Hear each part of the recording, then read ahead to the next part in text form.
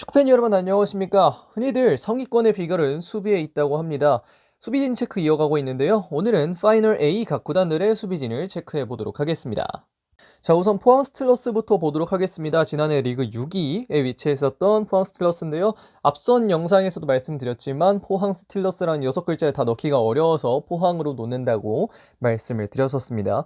지난해 수비 라인 보면 황인재 키퍼의 완델손, 전민관, 이동희, 신광훈이었고요. 올해에는 황인재, 이태석, 이동희, 전민광, 신광훈으로 예상이 됩니다.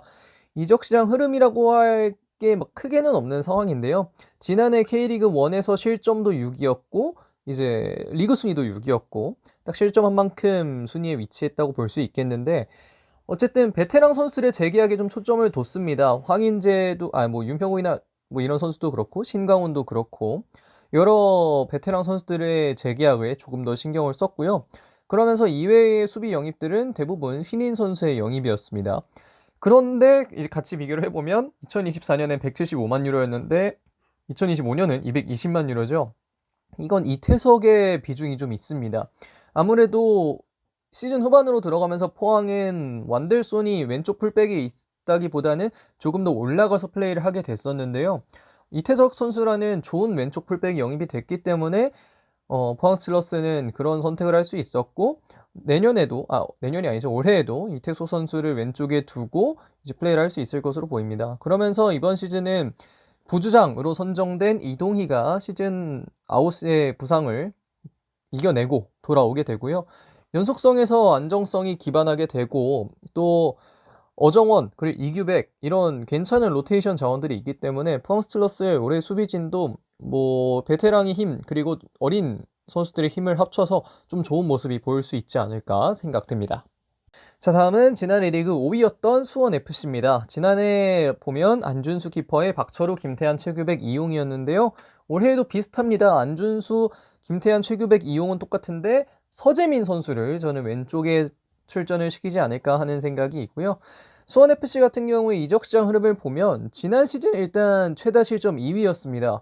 수원FC라는 팀이 원래 색깔이 좀 그렇기도 하지만 어쨌든 실점이 좀 많았는데요. 박철우의 입대에도 있고 기존 빈자리에도 좀 문제가 있었기 때문에 이번 이적 시장에서는 전반적인 뎁스 강화에 좀 초점을 뒀습니다.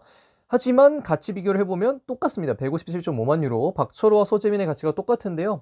이건 트랜스퍼 마케트 상이니까 평가에는 좀 차이가 있겠죠. 저는 박철우 선수를 조금 더 가치 평가라고 하긴 좀 그렇지만 어쨌든 보여준 걸로 보면 박철호가 좀 더 많이 보여준 게 있는데, 어쨌든 서재민과 박철호는 트랜스퍼 마케트 상으로는 같은 가치를 기록하고 있습니다. 이번 시즌에 좀 기대할 만한 것들을 생각해 보면 일단 지금까지로 보면 김태한, 최규백 라인이 계속 나올 것으로 보이는데, 이 라인이 얼마나 안정화된 수비력을 보여줄 수 있을지가 좀 기대가 되고, 여기에 이제 세 번째 센터백 내지는 주전 센터백으로까지 올라올 수 있는 이지솔 같은 좋은 선수도 영입을 했기 때문에 이런 부분에서는 뎁스가 확실히 좋아졌다고 볼 수 있겠고, 좌측에는 서재민과 이태근 그리고 우측에는 이용과 김재성이 있으면서 확실한 수비 라인에서의 어떻게 보면 좀 더블 스쿼드가 만들어졌다고 할 수 있겠습니다. 센터백엔 이지솔 말고 이현용 선수도 있으니까요. 이런 부분에서는 수원FC가 뎁스를 같이 비교했을 때는 같지만 좀 뎁스를 잘 구성해 놨다고 생각해 줄 수도 있겠습니다. 자, 다음은 지난해 리그 4위 FC서울입니다. 백종범 키퍼 그리고 강상우, 김주성, 권한규, 최준희 이제 지난해 출전 시간 기준 수비진이었는데요. 올해에는 강현무, 김주성, 김진수, 야잔, 최준입니다. 권한규 선수가 빠진 자리에는 지난해 여름에 들어왔던 야잔 선수가 주전으로 지난해 말부터 계속 뛰었었고요. 강상우 선수가 나간 자리에 김진수 선수를 영입했습니다. 지난해 FC서울은 최소 실점 3위였고요. 그렇기 때문에 아주 큰 변화는 필요가 없었는데 강상우의 이적에 대비한 김진수 영입했다고 앞서도 말씀을 드렸고, 권한규 선수가 나가니 세 번째 내지는 네 번째 센터백 자리에 이한도 선수를 영입한 서울입니다. 같이 비교를 해보면 2024년에는 335만 유로였고 25년에는 325만 유로인데요. 이거는 권한규보다 야잔이 평가가 높은데 강상우보다 김진수가 평가가 좀 낮아서 벌어진 일이라고 생각할 수 있겠습니다. 이건 나이가 어느 정도 좀 영향을 미치니까요. 김진수 선수의 실제 실력보다도, 물론 폼 좀 떨어지긴 했지만 실제 실력보다도 나이가 좀 영향이 있었다 생각해 주시면 될 것 같고, 이번 시즌 기대치를 보면 김기동 감독이 사용하는 김진수가 어떨지가 좀 궁금해집니다. 사실 김진수 선수는 공격적으로도 상당히 뛰어나고 수비적으로도 물론 좀 플레이가 때로는 좀 거친 면이 좀 많지만 그래도 김진수 선수가 국가대표까지 찍었을 만큼 좋은 선수라는 건 뭐 이견이 없다고 생각하는데요. 김진수를 김기동 감독이 기용했을 때 어떻게 될지가 좀 궁금하고 김주성 야잔으로 풀 시즌을 치를 때는 얼마나 실점 기록이 좋아질지도 한번 지켜봐야 될 것 같고 로테이션이 각 포지션에 김진야, 이상민, 이한도, 이시영 이 라인업이면 웬만한 뭐 K리그 한 하위권 팀에서는 충분히 주전으로 한 시즌 돌릴 수 있는 조합이기 때문에 서울은 뭐 앞에서 수원FC도 뎁스 잘 만들었다 했지만 서울의 뎁스도 정말 대단하다라는 걸 이번 겨울 이적 시장에서 확인을 할 수가 있는 것 같습니다. 자, 다음은 김천 상무입니다. 지난해는 김동원, 박민규, 박승욱, 김민덕, 박수일이었는데요. 여기서 조현택 선수만 좀 변화가 있을 것으로 보입니다. 박민규는 전역을 했고요. 이적 시장 흐름 보면 어차피 이적 시장 없긴 합니다만 지난해 김천 상무는 최소 실점 2위였고 1위와 한 점 차였고요. 기존의 좋은 모습에 유지 보수가 들어가지 않을까 하는 생각이 있습니다. 같이 비교를 해보면 2024년에는 187.5고 올해에는 182.5인데요. 조현택과 박민규의 차이가 5만 유로인데 5만 유로면 뭐 6천만 원 정도니까 그렇게 큰 건 아니라고 생각할 수 있겠습니다. 이번 시즌 기대치 보면 곧 입대하는 게 이제 박철우, 이찬욱, 이정택, 김태환으로 각 포지션별로 한 명씩 뎁스가 늘어나는데요. 다만 현재 주전 선수들이 모두 6월에 전역이라는 점에서 6월부터는 약간 애매한 상황이 나올 수도 있을 것으로 보입니다. 그렇기 때문에 시즌 중에도 현재 데리고 있는 선수들로 여러 조합을 실험할 것으로 보이는데 이 킹장룡 감독이 어떤 수비진 조합을 만들어 가느냐에 따라서 올해 김천 상무의 어떤 시즌 결과도 좀 많이 달라질 수 있지 않을까 생각됩니다. 자, 다음은 지난해 준우승팀 강원FC입니다. 이광현, 윤석영, 이기혁, 강투지, 황문기로 이루어졌던 지난해 강원FC의 백포 라인인데요. 이적 시장 흐름 보면 지난해 K리그1 최다 실점 3위였습니다. 이 백포 라인이 그런 결과를 만들어냈었는데 양쪽 풀백 윤석영과 황문기는 각각 FA 그리고 입대로 팀을 떠나게 됐고요. 홍철과 강준혁, 윤일록 선수를 영입했습니다. 이외 영입은 신인 선수 영입이었는데 이런 지점은 뭐 앞서 영상에서도 그렇고 신인 선수에 대한 영입은 불확실성이 많아서 굳이 다르진 않고요. 그렇게 되면서 2025년에 백포 라인을 보면 이광현, 홍철, 이기혁, 강투지, 강준혁 양쪽 윙백이 풀백이 바뀌어 있는 걸 확인할 수가 있습니다. 같이 비교해보면 2024년에 217.5만 유로 그리고 올해에는 197.5만 유로로 약 3억 정도 차이가 나는데요.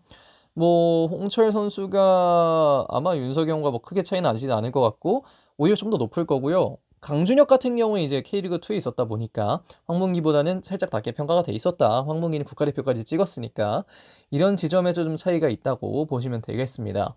이번 시즌에 대한 기대치를 좀 이야기를 해보자면 저는 강준혁의 일부 적응 여부가 좀 중요할 것으로 보이고요. 윤일록 선수가 K리그1에서는 충분히 수비력으로도 나쁘지 않게 통한다는 걸 보여줬기 때문에 강준혁이 통하지 않는다면 윤일록이 들어오겠지만 강준혁 선수를 조금 더 중점적으로 쓰지 않을까 하는 생각이 있습니다. 그리고 세 번째 센터백으로 기용할 신민하의 성장도 기대가 되고 네 번째 센터백 조현태 선수의 성장도 좀 기대가 되는데요. 새로운 전술을 갖고 올 정경호 감독인데 과연 실점을 좀 줄여서 최다 실점 3위였던 안 좋은 기록에서 벗어날 수 있을지 한번 강원FC의 포팩도 계속 꾸준히 좀 지켜볼 만한 필요가 있지 않을까 싶습니다. 자, 마지막으로 지난해 우승팀 울산 HD 보도록 하겠습니다. 지난해 울산은 조현우 키퍼, 백포 이명재, 김영건, 임종훈, 윤일록을 세웠었는데요. 이 라인업으로 지난해 K리그1 최소 실점 1위를 하긴 했지만 몇몇 포지션에서의 아쉬움도 있었고 그리고 좀 이탈이 있는 포지션도 있었습니다. 우선 아쉬웠던 포지션, 특히 우풀백을 보강했는데요. 윤일록 선수는 K리그1에서는 좋은 모습을 보여줬지만 이 아시아 무대까지 가면 살짝 아쉬운 점이 좀 많이 드러난다는 게 있었기 때문에 윤일록 선수가 FA가 되면서 자연스럽게 빈 자리를 윤종규 선수로 메웠습니다. 그리고 이명재 선수와 김기희, 임종원 선수가 각각 이탈을 하게 됐는데요. 이명재 선수는 중국으로 이적설이 있는 상황이고 김기희는 미국, 임종원은 대전에 가 있는 상황입니다. 그러면서 그 이탈 자리에 대한 보강을 했는데 이명재 자리에는 강상우, 김기희 자리에는 서명관, 그리고 임종원 자리에는 다르지만 이재익 선수가 들어와 있고요. 지난해 가치는 250만 유로 정도가 됐지만 올해에는 292.5만 유로 상대적으로 이 보강이 잘 됐다고 볼 수 있겠습니다. 뭐 강상우 선수의 영입도 좀 영향이 있고요. 서명관 선수도 임종훈 선수보다는 가치 평가 좀 높게 돼 있다는 점 생각할 필요가 있겠고 새로운 양쪽 수비의 적응 여부가 좀 중요할 것으로 보입니다. 왼쪽 강상우, 오른쪽 윤종규, 특히 또 로테이션까지 가면 박민서, 이재희, 강민호, 최강민 이러면서 좀 새로운 선수가 많이 들어와 있는 이번 시즌의 울산 HD 수비진인데 그렇기 때문에 양쪽 수비를 비롯해서 여러 수비진들의 팀 적응 여부가 좀 중요할 것으로 보이고요. 김영권 선수를 현재는 서명관으로 놨지만 어떤 선수가 김영권의 파트너로 시즌에서 좀 중용을 받을지는 계속해서 시즌 흘러가는 걸 지금 지켜봐야 하는 상황이 되지 않을까 생각됩니다. 자, 여기까지 파이널 A의 수비진까지 체크를 완료했습니다. 뭐 상위권의 비결은 수비라는 이야기는 참 많죠. 물론 공격으로는 팀을 이기게 만들 수 있지만 수비로는 팀을 지지 않게 만들 수 있다는 말은 너무나 또 유명한 말인데 수비진이 잘 활약해야 이 팀들이 올해에도 파이널 A에 들 수 있는 환경이 만들어질 수 있을 것 같습니다. 뭐 여러 경기가 앞으로도 많이 남아있고 아직 시즌 개막도 안 했지만 이 선수들의 활약이 좀 기대가 되는데요.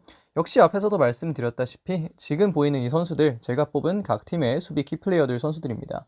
그렇기 때문에 이 선수들의 활약에도 좀 중심을 두고 보시면 더 재밌게 보실 수 있을 거라고 생각이 되고요. 이번 영상은 여기서 마무리하겠습니다. 고맙습니다.